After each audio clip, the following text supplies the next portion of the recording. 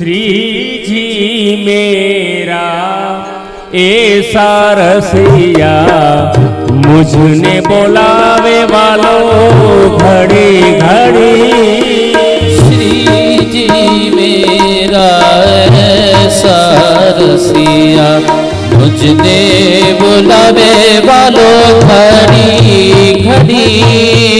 श्री जी मेरा ऐसा रसिया, मुझने बोलावे वालों घड़ी घड़ी। श्री जी मेरा ऐसा रसिया, मुझने बुलावे वालों घड़ी घड़ी। मोर मुकुट पीतांबर सोहे, मोर मुकुट पीतांबर सोहे। बंसी बजावे वालों तान भरी, बंसी बजावे वालों तान भरी। सब सखियन मेरा सरच्यो है, सब सखियन में रास रचो है। दर्शन देने वालों घड़ी घड़ी, दर्शन देवे वालों घड़ी घड़ी। श्री जी मेरा ऐसा रसिया, मुझने बोलावे वालों घड़ी घड़ी।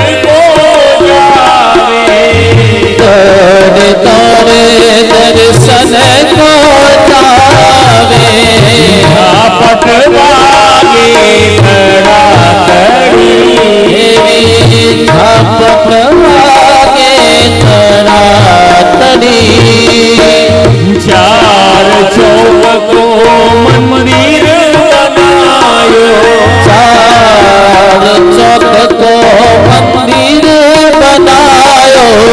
आप विराजे वालों छपर धरी, आप विराजे वालों छपर धरी। श्री जी मेरा ऐसा रसिया, मुझने बोलावे वालों घड़ी घड़ी। श्री जी मेरा ऐसा रसिया, मुझने बुलावे वालों घड़ी घड़ी। नंददास प्रभु की छवि निरखत, नंददास प्रभु की छवि निरखत।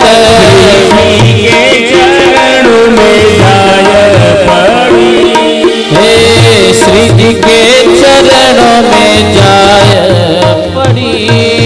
श्री जी मेरा ऐसा रसिया, मुझने बोलावे वालों घड़ी घड़ी। श्री जी मेरा ऐसा रसिया, मुझने बुलावे वालों घड़ी घड़ी।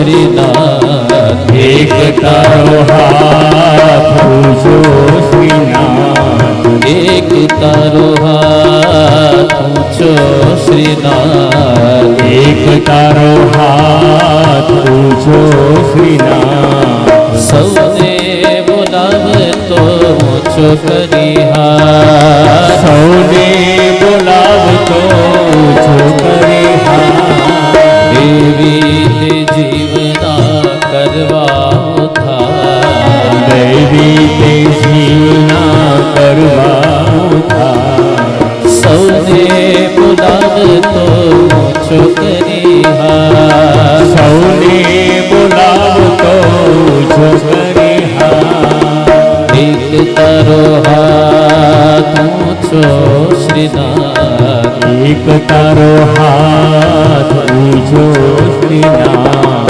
સૌને બોલાવતો ઊંચો કરી હાથ સૌને બોલાવતો ઊંચો કરી હાથ સૌને બોલાવતો ઊંચો કરી હાથ સૌને બોલાવતો ઊંચો કરી હાથ સૌને બોલાવતો ઊંચો કરી હાથ સૌને બોલાવતો ઊંચો કરી હાથ મોર મુગટને કાનમાં કુંડળ કેસરિયા તિલક શોભે છે ભાલ મોર મુગટને કાનમાં કુંડલ કેસરિયા તિલક શોભે છે ભાલ નાથ તારા શોભે છે વાંકડિયા વાલ હે નાથ તારા શોભે છે વાંકડિયા વાલ સૌને બોલાવતો ઊંચો કરી હાથ સૌને બોલાવતો ઊંચો કરી હાથ એક તારો હાથ ઊંચો શ્રીનાથ એક તારો હાથ ઊંચો શ્રીનાથ સૌને બોલાવતો ઊંચો કરી હાથ સૌને બોલાવતો સૌને બોલાવતો સૌને બોલાવતો ઊંચો કરી આપણે દર્શન કર્યા કે શ્રીમદ ભાગવત શ્રીનાથજીનું વાંગમય સ્વરૂપ છે. ભાગવતમાં જેટલી પણ લીલાઓ છે, શ્રીનાથજી બાવાના પીઠિકામાં જેટલા ચિહ્નો છે એ બધામાં ભાગવતની આખી લીલા બિરાજે છે.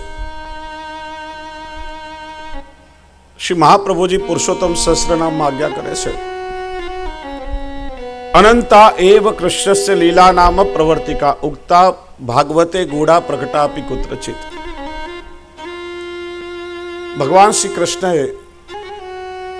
જુદા જુદા સ્વરૂપ અને જુદા જુદા નામ દ્વારા જે અવતારો ધારણ કર્યા અને લીલાઓ કરી એ ભાગવતમાં તો ગૂઢ રૂપે બિરાજે છે, પણ કોઈ એક સ્થાન એવું છે કે જ્યાં પ્રગટ રૂપે બિરાજે, અને એ સ્થાન છે શ્રીજી બાવાનું સ્વરૂપ. જુઓ, શ્રીનાથજી બાવાના શ્રીઅંગમાં જેટલા પણ ચિહ્નો છે, થોડા આપણે સૂક્ષ્મ દર્શન કરીએ. ભાગવતજીમાં દરેક પ્રકારની યોનિના જીવોનું વર્ણન છે. સૌથી પહેલી છે જીવાત્માની જરાયુ જીવોની, જે માતાના ઉદરમાંથી જન્મે છે. તો મુનિ, મેષ, સિંહ અને ગાય જરાયુ જોનીના જીવો છે. અંડજીવોની, જે જીવાત્મા ઈંડામાંથી જન્મે છે. તો સર્પ, શુક અને મયુર. ઉદ્ભિજ યોની, વૃક્ષ, વનસ્પતિ, જમીનમાંથી ઉગીને આકાશ તરફ જે ગતિ કરે. તો શ્રીનાથજી બાવાએ જે વૈજયંતી માલા ધારણ કરી છે એ પ્રભુની વૈજયંતી માલાના પુષ્પ. અને સ્વેદજીઓની એટલે કીટકો, એ માળામાં રહેલા પુષ્પના જે કીટકો છે. શ્રીમદ ભાગવતજીમાં નવધા ભક્તિનું નિરૂપણ છે. શ્રીજી બાવાની પીઠિકામાં જે ચિહ્નો છે બધા નવધા ભક્તિના સાધકો છે. પ્રથમ છે શ્રવણ ભક્તિ. તો શ્રીનાથજી બાવાની પીઠિકામાં સર્પ છે, સર્પને ચક્ષુશ્રવા કહેવાય છે. બીજી ભક્તિ છે કીર્તન ભક્તિ. શ્રીજી બાવાના મસ્તકની ઉપર શુકનું ચિહ્ન છે, કીર્તન ભક્તિનું સાધક છે. ત્રીજી સ્મરણ ભક્તિ. શ્રીનાથજી બાવાની પીઠિકામાં ડાબી બાજુ બે મુનિનું ચિહ્ન છે. પાદ સેવન ભક્તિ, એનું સાધક છે મેષ એટલે ઘેટું. અર્ચન ભક્તિ, એનું પ્રતીક છે મયુર. વંદન ભક્તિ, એનું પ્રતીક છે નાગ. દાસ્ય ભક્તિનું પ્રતીક છે એક મુનિ.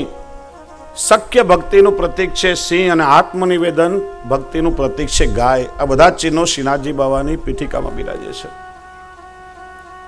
બીજું, પુષ્ટિ માર્ગમાં 7 નિધિ સ્વરૂપ છે. જેટલા પણ વૈષ્ણવ છે એમને તો સ્વરૂપનું જ્ઞાન હોય જ અને હોવું જ જોઈએ. શ્રીનાથજી બાવા, નવનીત પ્રિયાજી ઉપરાંત 7 નિધિ સ્વરૂપો પુષ્ટિ માર્ગમાં બિરાજે છે. શ્રીનાથજીના સ્વરૂપમાં દર્શન કરીએ તો આ બધા સ્વરૂપના કોઈને કોઈ ચિહ્નના દર્શન આપણને થાય. શ્રીનાથજી બાવાએ જે ચીબુક ધારણ કર્યું છે, ચીબુક અહીંયા દાઢી પર પ્રભુ ધારણ કરે બાલ લીલાના ભાવથી. નાનું બાળક હોય એના મોઢામાંથી વારંવાર લાલ પડતી હોય અને અહીંયા એકઠી થાય, એ બાલ સ્વરૂપના ભાવથી શ્રીજી બાબા ચીબુક ધારણ કરે છે. એ શ્રી નવનીત પ્રિયાજીનું સ્વરૂપ છે. પ્રથમ નિધિ સ્વરૂપ છે મથુરેશજી, મથુરાધીશજી જે કોટામાં બિરાજે છે. તો મથુરાધીશજીની પીઠિકા ગોળ છે, તો શ્રીનાથજી બાવાની અંદરની પીઠિકા ગોળ છે. બીજા નિધિ સ્વરૂપ છે શ્રી વિઠ્ઠલનાથજી છે, નાથદ્વારામાં બિરાજે છે. બંને હસ્ત કટી પર ધારણ કર્યા છે, તો શ્રીનાથજી બાવાનો જમણો સિંહસ કટી પર ધરેલો છે. ત્રીજા નિધિ સ્વરૂપ છે દ્વારકાધીશજી જે કાકરોલી બિરાજે છે. દ્વારકાધીશજીની પીઠિકા ચોરસ છે, તો શ્રીનાથજી બહારની કંદરાની પીઠિકા ચોરસ છે. ચોથા નિધિ સ્વરૂપ છે ગોકુલનાથજી, જે સ્વરૂપથી ઠાકોરજીએ ગોવર્ધન ધારણ કર્યો.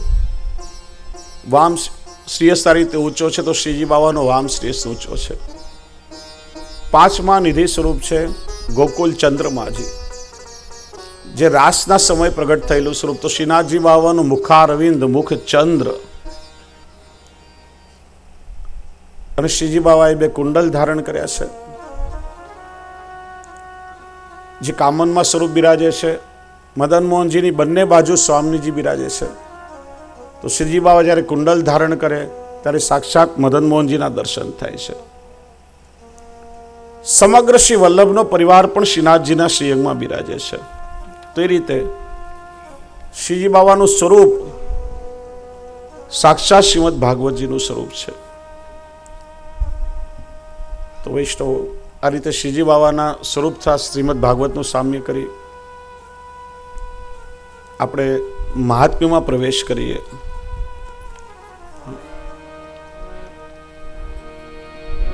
મહાત્મ્ય જાણવું બહુ જરૂરી છે, કારણ કે કોઈ પણ વસ્તુનું સ્વરૂપ જ્ઞાન આપણને ત્યારે થાય કે જ્યારે એનું મહાત્મ્ય આપણે સમજીએ. પેલા 6 અધ્યાયમાં મહાત્મ્ય બતાવ્યું છે. મહાત્મ્ય જ્ઞાન ભક્તિનું સૂચક છે, ભક્તિનું સહાયક છે.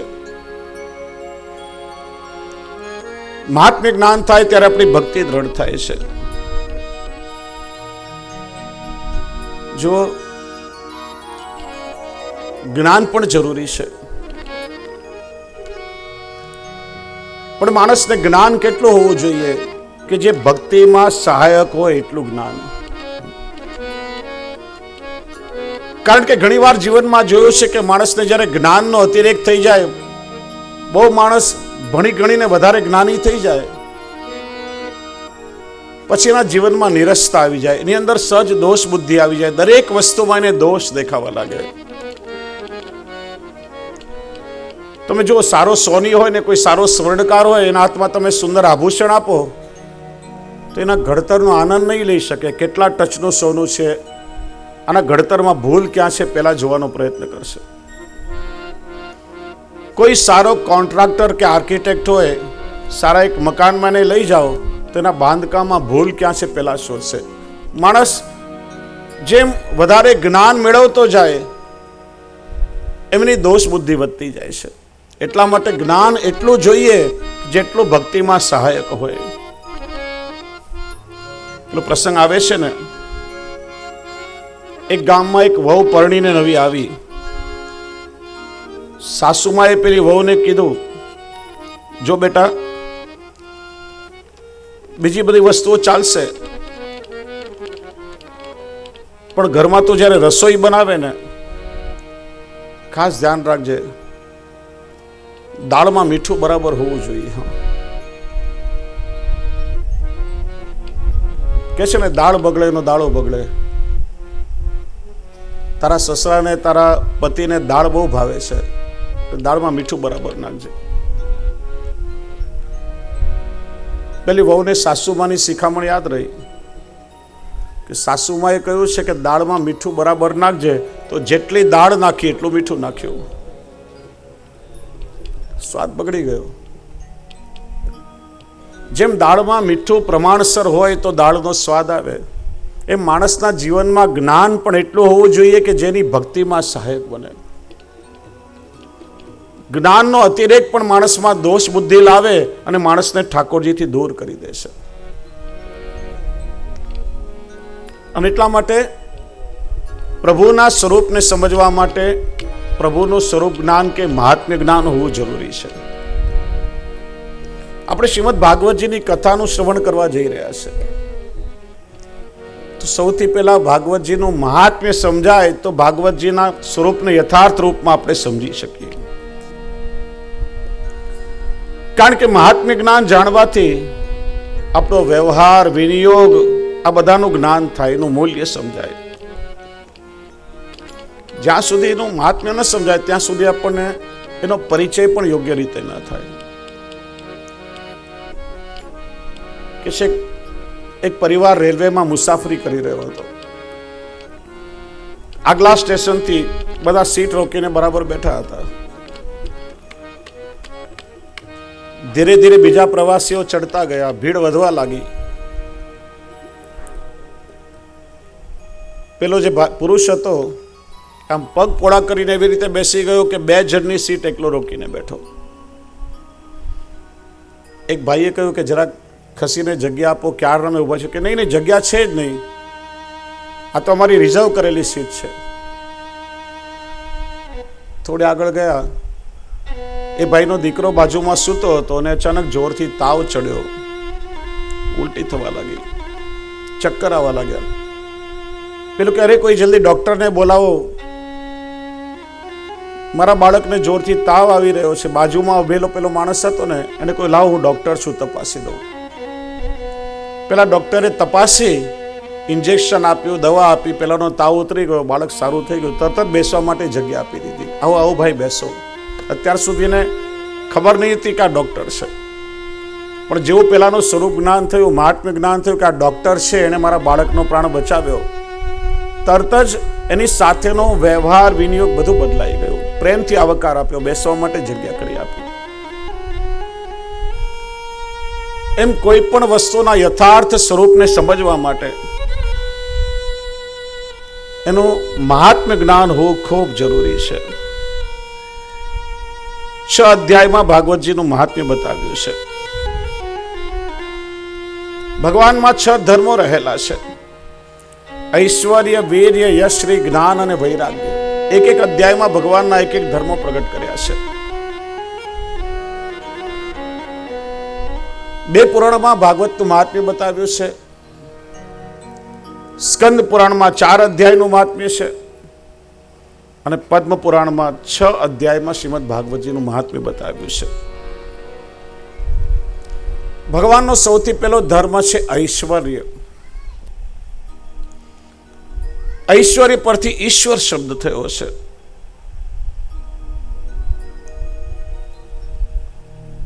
ભાગવત એ સાક્ષાત ભગવાનનું સ્વરૂપ છે. ભગવાને પોતાનું સંપૂર્ણ તેજ ભાગવતમાં પધરાવ્યું છે. એટલા માટે ભાગવતમાં ઐશ્વર્ય છે. બીજો ભગવાનનો ધર્મ છે વીર્ય. વીર્ય એટલે પરાક્રમ.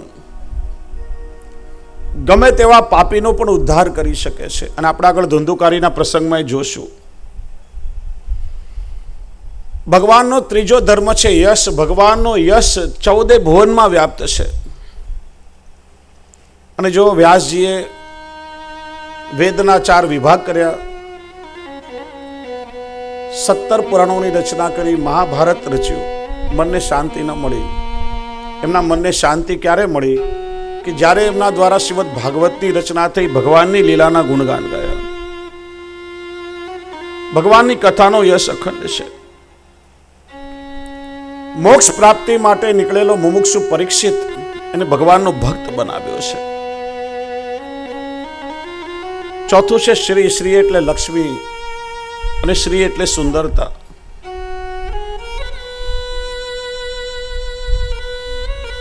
ભાગવતમાં કાવ્યનું છંદનું સૌંદર્ય તો છે જ, પણ આપણે બોલીએ છીએ શ્રીમદ ભાગવત. શ્રી કૃષ્ણ શરણમ મમ. અષ્ટાક્ષર મંત્ર બોલો છો ને, શ્રી કૃષ્ણ. શ્રી કૃષ્ણ એટલે શું? શ્રી એટલે સ્વામિનીજી, પ્રભુના પ્રિયાજી. સ્વામિનીજી સાથે કૃષ્ણ, આ યુગલ સ્વરૂપના ચરણારવિંદ એ જ મારું આશ્રય સ્થાન છે. એટલે લક્ષ્મીના અર્થમાં ભાગવત કલ્પવૃક્ષ છે. બધા જ અલૌકિક ફળ દેવાનું સામર્થ્ય ભાગવતમાં છે. ભગવાનનો 5મો ધર્મ છે જ્ઞાન. વેદ, ઉપનિષદ, ભગવદ્ ગીતા આ બધાનો સાર ભાગવત છે. વ્યાસજીએ જગત આખાનું તત્વજ્ઞાન શ્રીમદ ભાગવતમાં ઠલાવ્યું છે. અને ભગવાનનો 6થો ધર્મ છે વૈરાગ્ય. જે પ્રભુની લીલાઓનું શ્રવણ કરે એનો સંસારમાં સહજ વૈરાગ્ય થાય અને પ્રભુના સ્વરૂપમાં એની પ્રીતિ થાય છે. ભાગવતજીની કથા કહેનાર સુખદેવજી પણ દિગંબર અવસ્થામાં છે, અને કથા શ્રવણ કરનાર પરીક્ષિત પણ સ્વેચ્છાએ પોતાનું રાજ્યપાટ સિંહાસન છોડીને આવ્યો છે. પ્રસંગ આવે છે ને કે સુખદેવજી પિતાનો આશ્રમ છોડી ચાલી નીકળ્યા છે. પાછળ પાછળ વ્યાસજી હે પુત્ર ઉભો રહી કહીને દોડી રહ્યા છે. જળાશયમાં દેવાંગનાઓ સ્નાન કરી રહી છે. 16 વર્ષની આયુના સુખદેવજી છે, દિગંબર અવસ્થા છે, છતાં સુખદેવજીને જોઈ અને દેવાંગનાઓ લજ્જિત નથી થઈ. પણ જ્યાં વ્યાસજીને પાછળ આવતા જોયા, વસ્ત્રથી પોતાના તનને ઢાંકવા લાગી. પ્રશ્ન થાય કે વ્યાસજી તો વયોવૃદ્ધ છે અને સુખદેવજી તો 16 વર્ષના છે, યુવા વય છે, છતાં એમનાથી દેવાંગના લજ્જિત ન થઈ અને વ્યાસજીને જોઈને લજ્જિત થઈ. તો એનું કારણ બતાવ્યું કે વ્યાસજી જ્ઞાની છે, છતાં પણ આ સ્ત્રી છે, આ પુરુષ છે, ભેદ વ્યાસજીને ખબર છે. અને સુખદેવજી તો એવી અવસ્થામાં છે કે જેમને સ્ત્રી અને પુરુષ વચ્ચેનો ભેદ પણ ખબર નથી. અને એટલા માટે દેવાંગનાઓ એમને જોઈને લજ્જિત નથી થઈ. વક્તા અને શ્રોતા બંનેમાં વૈરાગ્ય છે. તો 6 અધ્યાયમાં ભાગવતનું મહાત્મ્ય પ્રગટ કર્યું છે. સૌથી પહેલા પ્રભુને મંગલાચરણ કર્યું છે. સચ્ચિદાનંદ રૂપાય વિશ્વોત્પત્યાદિ હેતવે તાપત્રય વિનાશાય શ્રી કૃષ્ણાય વયમ નમઃ. જો આ એક જ શ્લોકમાં ભગવાનનો પરિચય વ્યાસજી આપ્યો છે. કોઈ વ્યાસજીને પૂછ્યું હશે કે વ્યાસજી તમે વારંવાર કહો છો કે સ્વામી સ્વરૂપે તમે પ્રભુનો આશ્રય કરો, પ્રભુનો સ્વામી તરીકે સ્વીકાર કરો. તો એ ભગવાન છે કેવા? એમનું સ્વરૂપ કેવું છે?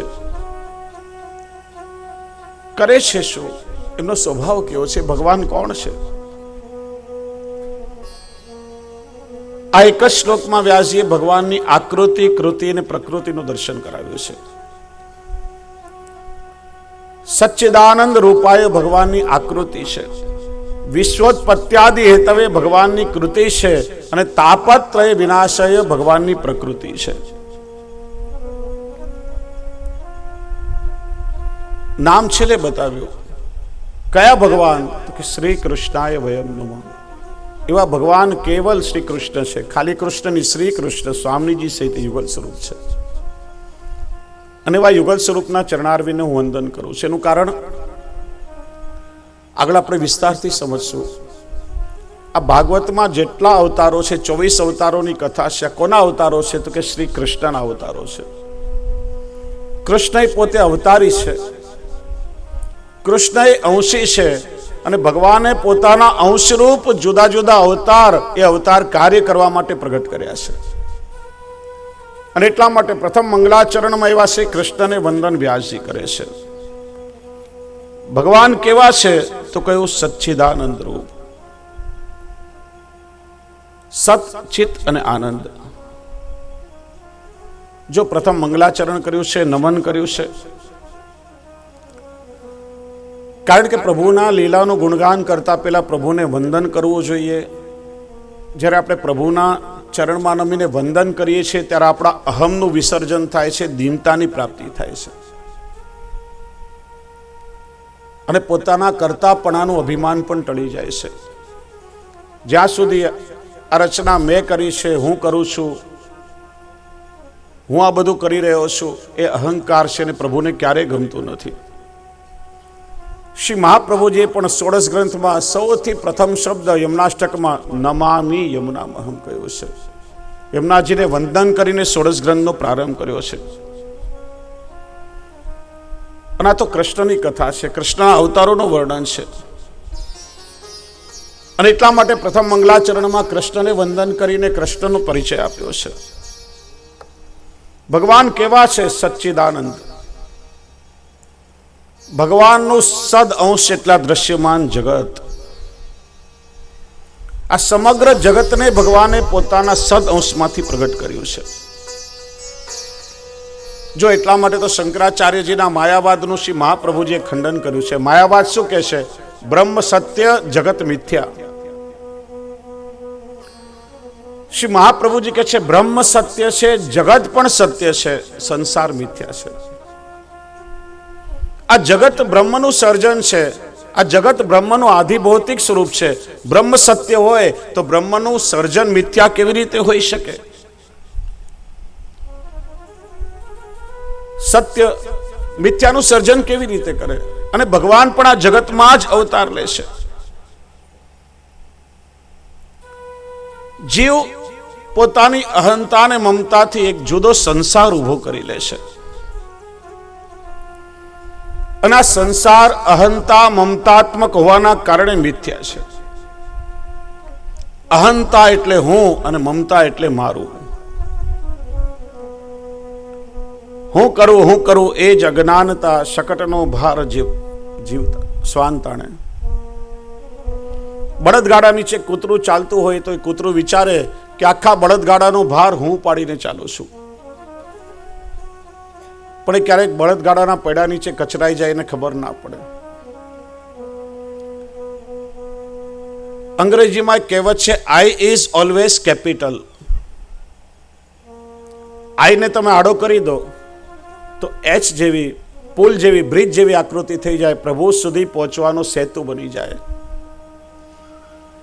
ભગવાન જીવના બીજા બધા દોષો કદાચ સહન કરી લે, ચલાવી લે, પણ અહંકાર નામનો દોષ ભગવાનને ક્યારે પણ ગમતો નથી.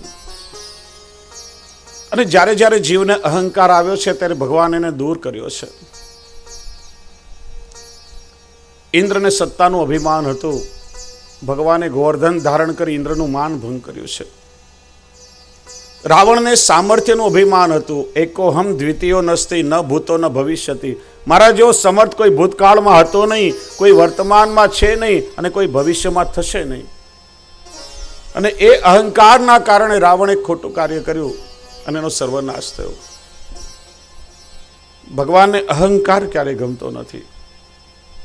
અને એટલા માટે શ્રી મહાપ્રભુજી આપણો પરિચય કરાવ્યો, દાસોહમ. હે કૃષ્ણ, હું કોણ છું? તો હું આપનો દાસ છું. આપનાથી જુદું મારું કોઈ અસ્તિત્વ નથી. મારું સ્થાન તો કેવલ આપના ચરણોમાં છે. દાસ ભાવ રાખવાથી દીનતા આવે છે, અને દૈન્ય ભાવ હોય ત્યારે જીવના અહંકારનું સમર્પણ થાય છે. બીજી વસ્તુ છે આપણી મમતા. મારું મારું મારું કરતા જીવ મરી જાય છે, પણ છેવટે પહેરેલા કપડાં પણ આપણે સાથે લઈ જઈ શકતા નથી. ઘર મારું, સંપત્તિ મારી, આ પતિ મારો, આ પત્ની મારો, પત્ની મારી, આ સંતાનો મારા, સગા સંબંધી મારા. આ મારો ને તારો જેટલો પણ સંબંધ છે શરીર સાથે જોડાયેલો છે. જે દિવસે અંતરમાંથી અંતર્યામી આપણને છોડીને ચાલ્યા ગયા, શરીરમાંથી પ્રાણ નીકળી જાય, પછી આપણે જેને પોતાના માનીએ છીએ, પતિ, પત્ની, પુત્ર, મિત્ર, 2 કલાકમાં બધા કહેશે કે હવે આ શરીરને ઘરમાંથી બહાર કાઢો, નહીં તો દુર્ગંધ આવવા લાગશે. શરીરને કોઈ ઘરમાં રાખવા માટે તૈયાર નહીં થાય. બધા જ સંબંધો પૂરા થઈ ગયા. જેવા શરીરમાંથી પ્રાણ નીકળ્યા, બધા જ સંબંધો લૌકિકના છૂટી ગયા. શરીરના ક્રિયાકર્મ થઈ જશે, મકાનનો માલિક બીજો કોઈ બની જશે, બેંક બેલેન્સ બીજાના નામે ટ્રાન્સફર થઈ જશે, તમારા રૂપિયા બીજું કોઈ વાપરશે, દાગીના બીજું કોઈ પહેરશે. કંઈ પણ આપણે સાથે નથી લઈ જતા. જો મજાની વાત એ છે કે જે રૂપિયા કમાવા માટે માણસ સાચા ખોટાનો વિચાર કરતો નથી, રૂપિયા કમાવા માટે ઘણીવાર માણસ પાપ પણ કરે છે, ખોટા કર્મ કરે છે. એ રૂપિયા અહીંયા છોડીને જવાના છે અને કરેલા કર્મો તમારી સાથે આવશે. ખોટા કર્મ કરીને જે વસ્તુ તમે ભેગી કરશો એ બધી વસ્તુ અહીં છોડીને જવું પડશે, પણ એના માટે જે કર્મ કર્યા છે એ કર્મ ઠેઠ સુધી તમારી સાથે આવશે. અને આપણે લોકો ઘણીવાર આપણા બાળકોને એમ કહેતા હોઈએ અહંકારથી, બેટા તારી ચિંતા કરવાની કાંઈ જરૂર નથી, તારા પછી તારી 7 પેઢી તું બેસીને ખાઈ શકે ને એટલું તારા માટે મૂકતો જાઉં છું.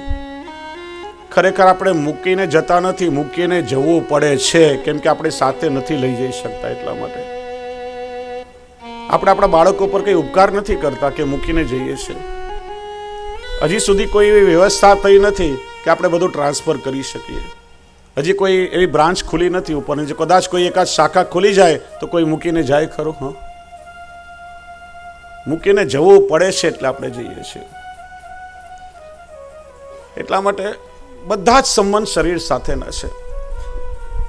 આત્માનો સંબંધ પ્રભુ સાથે જોડાયેલો છે, જે શાશ્વત છે, અનાદિકાલથી ચાલ્યો છે, કેમ કે આત્મા પ્રભુનો અંશ છે. અને એ જ જીવ આપણે ભૂલી જઈએ છીએ. અને એ જ આત્માનો સંબંધ પરમાત્મા સાથે જોડવાની દીક્ષા, એનું જ નામ છે બ્રહ્મ સંબંધ, જે આપણા મૂળ સ્વરૂપનો આપણને પરિચય કરાવે છે. એટલે હું અને મારું, આનાથી જેટલા બંધનો બંધાય એનું નામ છે સંસાર. અને અહંતા મમતાના કારણે જીવને મોહ થાય છે, જેને આપણે માયાનું બંધન કહીએ છીએ. અને જો કોઈ વસ્તુ કે વ્યક્તિ આપણને દુઃખી નથી કરી શકતી, પણ એ વસ્તુ કે વ્યક્તિમાં રહેલો આપણો મોહ છે ને, એ માણસને દુઃખી કરે છે. 1-2 ઉદાહરણ આપીને સમજાવું તમને.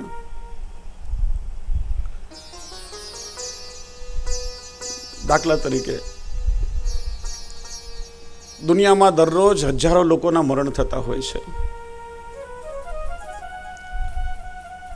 કોઈ એક્સિડન્ટથી કોઈનું મૃત્યુ થાય, કોઈનું મૃત્યુ માંદગીથી થાય, અનેક પ્રકારે લોકોના મરણ થતા હોય છે.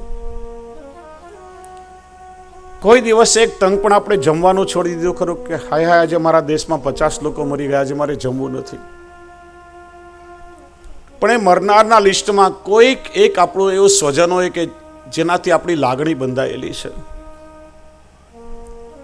એક કોળિયો પણ ગળામાં ઉતરતો નથી પછી, કારણ કે એમાં મમતા રહેલી છે અને મમતાથી મોહ થાય છે. એ મોહ જ માણસના દુઃખનું કારણ બને છે. બીજું ઉદાહરણ આપો. માનો 30 વર્ષથી તમે એક મકાનમાં રહો છો. એ મકાન આજે તમે કોઈને વેચી દીધું, રોકડા રૂપિયા ગણીને લઈ લીધા, રજીસ્ટ્રેશન બીજાના નામે થઈ ગયું ને તમે બીજા મકાનમાં રહેવા ચાલ્યા ગયા. બીજા દિવસે તમને ખબર પડે કે ગઈકાલ સુધી જે મકાનમાં તમે રહેતા હતા, જે તમારું હતું, આજે પડી ગયું છે, તો દુઃખ થાય ખરા? હા કે ના? થાય કે ના થાય? ના થાય ને? 2 દિવસ પહેલા પડી ગયું હોત તો હાય હાય મારું મકાન પડી ગયું, આમ માણસ છાતી કૂટવા લાગે. કેમ કે આપણું હતું, મમતા હતી, એનાથી મોહ બંધાયેલો હતો. હવે આપણું નથી રહ્યું એટલે મોહ છૂટી ગયો. એટલે કોઈ વ્યક્તિ કે વસ્તુ એ દુઃખનું કારણ નથી, પણ એમાં રહેલો મોહ છે ને એ માણસના દુઃખનું કારણ બને છે. એટલા માટે શ્રી મહાપ્રભુજી આપણને સમજાવે છે કે બ્રહ્મ સંબંધ જ્યારે આપણે લઈએ છીએ ત્યારે અષ્ટાક્ષર અને પંચાક્ષર મંત્ર દ્વારા આપણી અહંતા અને મમતાનું પ્રભુને સમર્પણ કરીએ છીએ. હું કોણ? દાસોહમ. હે પ્રભુ, આપનો દાસ છું. ને મારું શું છે? તો કે પ્રભુ તમે જ મારા આત્માના સાચા સંબંધી છો. એ જ પ્રભુ સાથેનો દાસ ભાવનો ભૂલાયેલો સંબંધ પાછો આપણે સ્થાપિત કરીએ છીએ. અને આપણે કેવા જીવ છીએ? જો અંશની ગતિ હંમેશા અંશી તરફ હોવી જોઈએ તો જીવનો ઉદ્ધાર થાય. તમે જો પથ્થર છે, પથ્થર એ ધરતીનો અંશ છે. તમે પથ્થરને ગમે એટલો ઉપર ઉછાળો પણ છેવટે પડશે ક્યાં? પાછો જમીન ઉપર, કેમ કે જમીનનો અંશ છે. તમે દીવો પેટાવો, દીવાની અગ્નિ સૂર્યનો અગ્નિનો અંશ છે. દીવો પેટાવો તો દીવાની જ્યોતની ગતિ હંમેશા સૂર્ય તરફ હોય છે. એમ આપણે જીવ પ્રભુનો અંશ હોવાના કારણે આપણી ગતિ પણ પ્રભુના તરફ હોવી જોઈએ. ત્યારે આપણી ઉર્ધ્વ ગતિ થાય. પણ આજે આપણે ભૂલી છીએ આપણે કેવા જીવ છીએ. બ્રહ્મસભાના મંત્રમાં બોલો છો ને, હજારો વર્ષોથી ભગવાન કૃષ્ણથી વિખૂટા પડે. ભગવાનની પ્રાપ્તિ માટે જે તાપ ક્લેશનો આનંદ થવો જોઈએ એ પણ જેને તિરોધાન થઈ ગયો એવો હું જીવ. આપણે કેવા જીવ છીએ? ક્યાંય ભીડમાં ગયા હોઈએ અને સોનાની એકાદ સાંકળ ક્યાંય તૂટી કે ખોવાઈ તો આપણે વ્યાકુળ થઈ જઈએ, માઇકમાં એનાઉન્સમેન્ટ કરાવીએ કે ફલાણા વ્યક્તિનું બ્રેસલેટ કે ચેન ક્યાંક ખોવાઈ ગઈ, કોઈને મળી હોય તો આપજો. આપણા ખિસ્સામાંથી મોબાઈલ ક્યાંક ભૂલાઈ ગયો હોય આપણે કેટલા બેચેન થઈ જઈએ. કોઈનું પાકીટ ક્યાંય પડી ગયું હોય માણસને આમ ગમે નહીં જલ્દી. આ બધી ભૌતિક વસ્તુઓ આપણાથી દૂર થાય તો આપણને ગમતું નથી. કોઈ આપણો દીકરો કે દીકરી કે ભાઈ કે સ્વજન આપણને છોડીને વિદેશ જાય 5-10 વર્ષ માટે તો પણ આપણે વ્યાકુળ થઈ જાય. બધા લૌકિક સંબંધો માટે આપણે વ્યાકુળ થઈએ છીએ. ક્યારે મનમાં એવો તાપ થયો ખરા કે પ્રભુથી વિખોટો પડીને હજારો વર્ષોથી આવ્યો છું, મારા ઠાકોરજી મને ક્યારે મળશે? પછી આપણે ફરિયાદ કરીએ ઠાકોરજીના દર્શન મને થતા નથી, મને ઠાકોરજી મળતા નથી. ક્યાંથી મળે? ક્યારે પ્રભુની પ્રાપ્તિ માટે હૃદયમાં થોડો રંચક પણ તાપ ક્લેશ થયો ખરો? આપણે કેવા જીવ છે? કોઈ બહુ સરસ કહ્યું છે, માયા કી દીવાર ન તોડી હરિગુણ ગાના છોડ દિયા, क्यों रे मूर्ख पापी मनवा प्रेम प्रभु से छोड़ दिया. केवा जीव છીએ આપણે?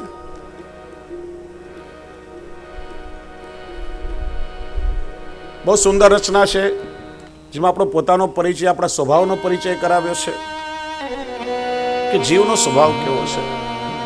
જે પ્રભુથી વિખોટા પડીને આપણે આવ્યા એ પ્રભુથી વિખોટા પડવાનું દુઃખ નથી, પ્રભુને આપણે ભૂલી ગયા.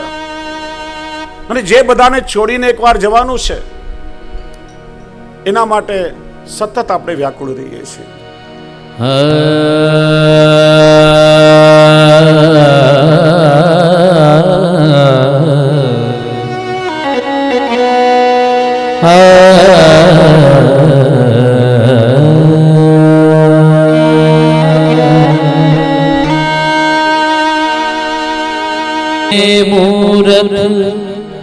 पागल मनवा क्यों रे मूर्ख, पागल मनवा प्रेम प्रभु से तोड़ दिया, माया की दीवार न तोड़ी हरिगुण गाना छोड़ दिया, माया की दीवार न तोड़ी हरिगुण गाना छोड़ दिया. क्यों रे मूर्ख पागल मनवा, क्यों रे मूर्ख पागल पागल मनवा प्रेम प्रभु से तोड़ दिया, माया की दीवार तोड़ी, हरि गुण गाना छोड़ दिया।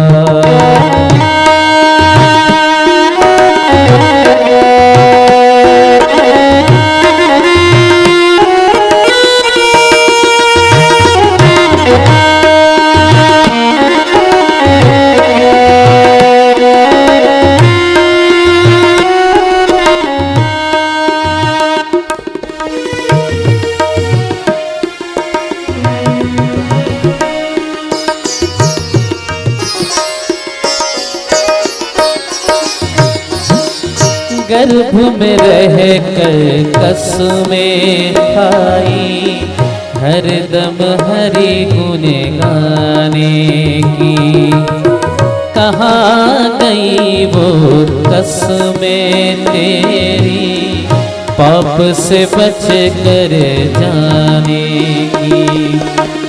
धरती पर जो तुझको लाया, धरती पर जो तुझको लाया, उससे मुखड़ा मोड़ लिया, माया की दीवार न तोड़ी, हरि गुण गाना छोड़ दिया।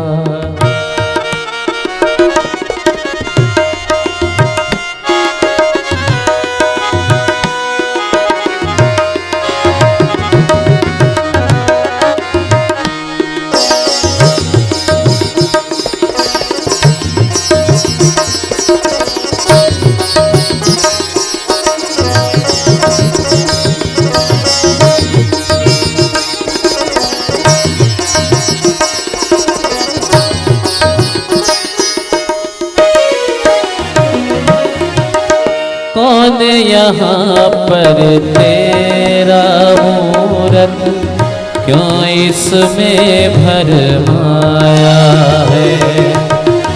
जीवन एक कहानी है, सब मिट्टी में मिल जाना है। झूठ कपट से प्यार किया और झूठ कपट से प्यार किया, रे सत्य नाम क्यों छोड़ दिया, माया की दीवार न तोड़ी, हरि गुण गाना छोड़ दिया। क्यों रे मूरख पागल मनवा, क्यों रे मूरख पागल मनवा, प्रेम प्रभु से तोड़ दिया, माया की दीवार तोड़ी, हरि गुण गाना छोड़ दिया, प्रेम प्रभु से तोड़ दिया, सत्य नाम क्यों छोड़ दिया। શ્રી મહાપ્રભુજી સમજાવે છે, બ્રહ્મ સત્ય છે, આ જગત પણ સત્ય છે, પણ સંસાર અહંતા મમતાથી ભરેલો છે એટલા માટે મિથ્યા છે. હું અને મારું એ સંસારમાં આપણને બાધક બને છે. કોઈ એને પૂર્ણ રૂપે તોડી કે છોડી શકતા નથી. એટલા માટે શ્રી મહાપ્રભુજી ઉપાય બતાવ્યો ને પ્રભુના સાથે જોડી દો. જો કોઈ એક સાધુ હોય, સંન્યાસી હોય, ઘરબાર છોડીને ચાલ્યો જાય તો એ મનમાં સેજ અહંકાર તો હોય કે હું એક સંન્યાસી છું, અને જંગલમાં એક ઝૂંપડું બનાવીને રહેતો હોય તો ખૂણે ખાચરે એટલી મમતા તો હોય કે આ કુટીર મારી છે. પૂર્ણ રૂપે તોડવું કે છોડવું અશક્ય છે. શ્રી મહાપ્રભુજી ઉપાય બતાવ્યો, પ્રભુને સાથે જોડી દો. હું કોણ? હે કૃષ્ણ, હું તમારો દાસ, અને મારું શું છે? તો પ્રભુ તમે જ મારા આત્માના સંબંધી છો. અહંતા મમતા છૂટે ત્યારે જીવને બ્રહ્મ સંબંધ થાય છે. એટલા માટે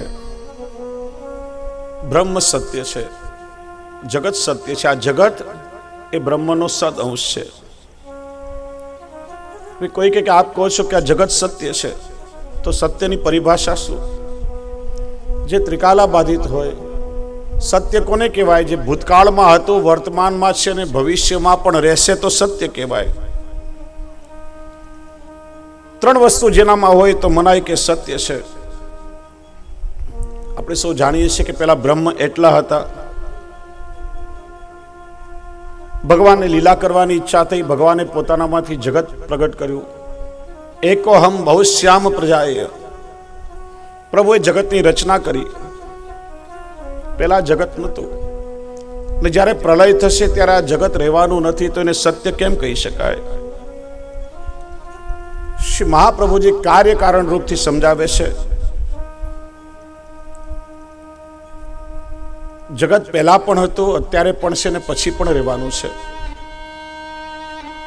જેમ કાચું સોનું હોય, કાચા સોનાને તપાવી પીગળાવીને એમાંથી આપણે હાર બનાવીએ. કાચું સોનું એ કારણરૂપ કહેવાય, એમાંથી હાર બન્યો તો એ કાર્ય રૂપમાં આવી ગયું. એ જ હારને તમે પાછો પીગળાવો તો એ પાછો કારણ રૂપમાં સોનાના રૂપમાં આવી ગયું. એમાં જગત પેલા ભગવાનની અંદર જ હતું. ભગવાને પોતે લીલા કરવા માટે પોતાના અંદરથી આ જગત પ્રગટ કર્યું.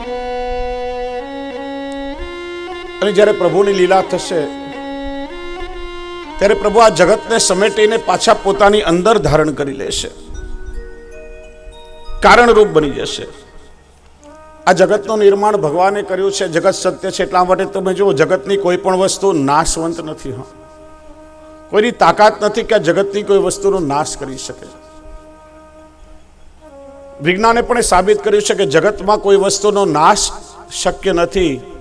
કેવલ શક્તિનું પદાર્થમાં અને પદાર્થનું શક્તિમાં રૂપાંતર થાય છે. એક ઈંટ તમે લો, ઈંટને ધીરે ધીરે તોડો તો એમાંથી નાની નાની કણ બની જશે, માટી બની જશે, પણ એનો નાશ નહીં થાય.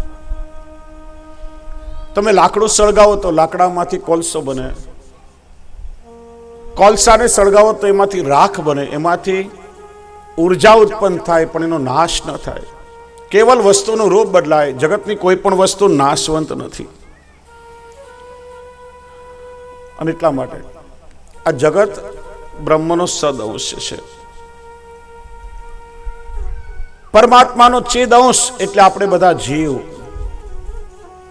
જે ગીતાજીમાં ભગવાને કહ્યું, મમય વાંશો જીવ લોકે જીવભૂત સનાતન. આ જીવ મારો અંશ છે. તો આપણે બધા કયો અંશ? ભગવાનનો ચિદ અંશ છીએ. હવે જો ઈશ્વરનો અંશ હોવા છતાં ઈશ્વરનું સામર્થ્ય આપણામાં નથી. ભગવાન સર્વસમર્થ છે, જીવ અસમર્થ છે. ભગવાન સર્વજ્ઞ છે, જીવ અલ્પજ્ઞ છે. ભગવાન સર્વત્ર છે, જીવ એકત્ર છે. ને ભગવાન સર્વાધાર છે, સર્વાત્મા છે, જ્યારે જીવ નિરાધાર છે. બ્રહ્મનો અંશ હોવા છતાં, ઈશ્વરનો અંશ હોવા છતાં આપણામાં ઈશ્વરનું સામર્થ્ય નથી. જેમ ધગધગતો અગ્નિ હોય, એમાં બાળવાનું સામર્થ્ય હોય, પણ એ અગ્નિમાંથી એક તણખલો છૂટો પડે. અગ્નિનો અંશ હોવા છતાં એટલું બાળવાનું સામર્થ્ય તણખલામાં હોતું નથી. જેમ સમુદ્ર હોય, સમુદ્રમાંથી એક વાટકી પાણીની આપણે ભરીએ તો વાટકીનું પાણી એ દરિયાનો અંશ જ છે. સમુદ્રનો એક ગુણ એમાં આવ્યો, સમુદ્રની ખારાશ, પણ એ સાગરની વિશાળતામાં આવતી નથી. સ્ટીમર દરિયામાં તરી શકે, પણ વાટકીમાં ના તરી શકે. પણ એ જ વાટકીનું પાણી પાછું દરિયામાં નાખીએ ત્યારે પોતાના મૂળ સ્વરૂપને પ્રાપ્ત કરે છે, પછી એમાં સ્ટીમર તરી શકે. એમ જીવ ભગવાનથી વિખૂટો પડ્યો છે. પ્રભુનો અંશ આપણામાં છે, અંશ માત્ર છે. એટલા માટે ઈશ્વરનું સામર્થ્ય આપણામાં નથી. પણ ઠાકોરજીની સેવા કરતા કરતા જીવનું પ્રભુની સાથે તાદાત્મ્ય થાય ત્યારે એ જીવમાં ભગવત સામર્થ્ય પ્રગટ થઈ જાય. આપણે ત્યાં એવા જીવને આપણે ભગવદીય કે તદીય કહીએ છીએ. તદ ઈય, તેના જેવા. કોના જેવા? ભગવદીય, ભગવાનના જેવા. 84-252 વૈષ્ણવની વાર્તા તમે વાંચો. પ્રભુદાસ જલોટાએ દહીંના બદલામાં મુક્તિ આપી. મુક્તિ આપવાનું સામર્થ્ય દેવોમાં પણ નથી. એ સામર્થ્ય ક્યાંથી આવ્યું? ઠાકોરજીની કૃપાથી ભગવત સામર્થ્ય પ્રગટ થયું છે. આવા ઘણા પ્રસંગો છે.